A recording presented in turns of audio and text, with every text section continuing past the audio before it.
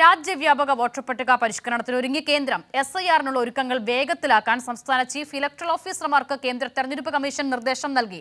നടപടിക്രമങ്ങൾ പൂർത്തിയാക്കി അടുത്ത മാസം പരിഷ്കരണം നടപ്പിലാക്കാനാണ് കേന്ദ്രത്തിന്റെ നീക്കം.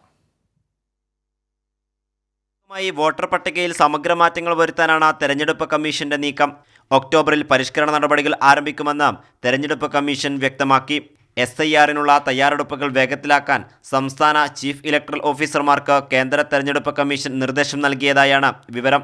എല്ലാ സംസ്ഥാനങ്ങളിലെയും കേന്ദ്രഭരണ പ്രദേശങ്ങളിലെയും ചീഫ് ഇലക്ടറൽ ഓഫീസർമാരുമായി നടത്തിയ യോഗത്തിലാണ് നിർദ്ദേശം.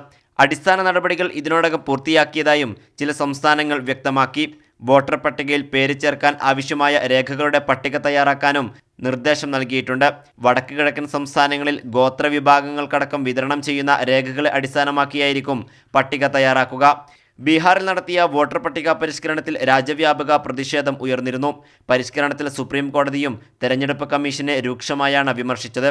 അതേസമയം ബീഹാർ നിയമസഭാ തെരഞ്ഞെടുപ്പിന് മുമ്പ് രാജ്യവ്യാപക SIR പ്രഖ്യാപനം ഉണ്ടായേക്കുമെന്നാണ് റിപ്പോർട്ടുകൾ.